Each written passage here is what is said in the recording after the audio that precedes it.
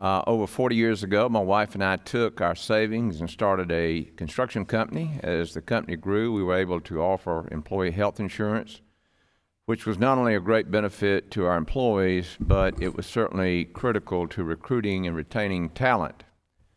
This year, we commemorate the 50th anniversary of the Employment Retirement Income Security Act of 1974, also known as ERISA. I am pleased that we are convening today's hearing to explore avenues to continue to enable small and large businesses alike to offer consistent and high-quality health care plans to employees nationwide.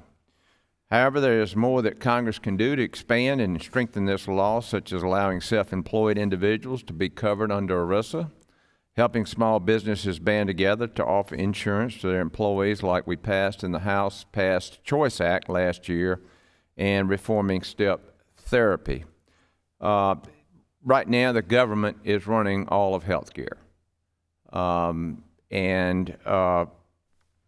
Dubose, what would it look like if under the Affordable Care Act, unions and the faith-based community were given waivers to run their own healthcare plans without basically privately, without government interference?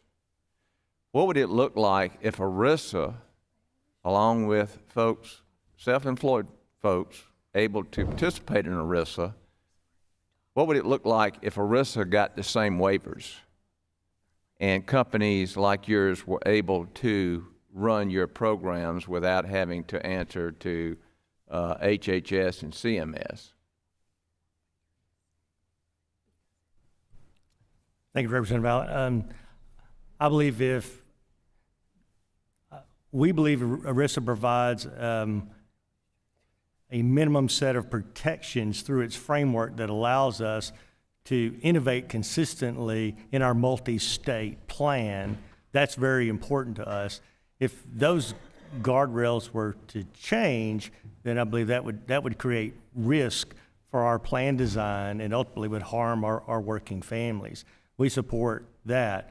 If we no longer had to report to CMS on our pharmacy data and those type things, I would suspect we would even be more innovative in the way that we craft our plans to further lower cost for all of our plan members.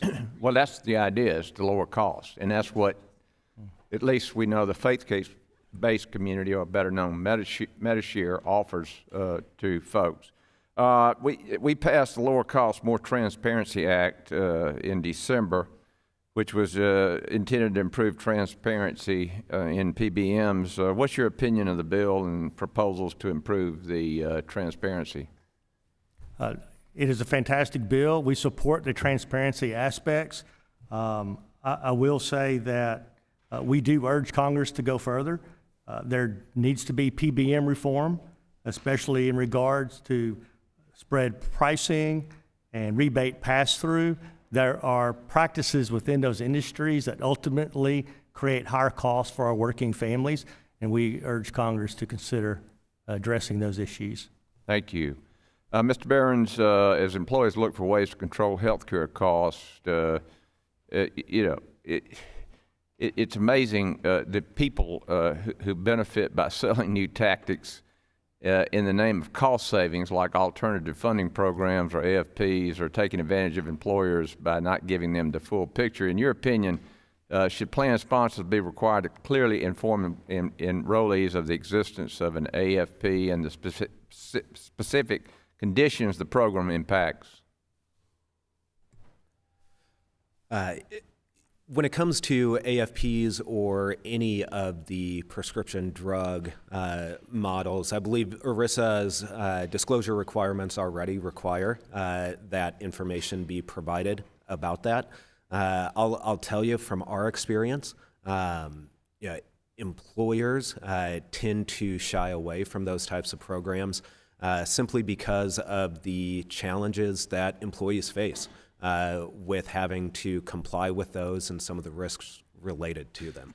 I want to thank you also, Ms. Mencino, for sharing the your thoughts on telehealth and Mr. DuBose. So that's critical to healthcare.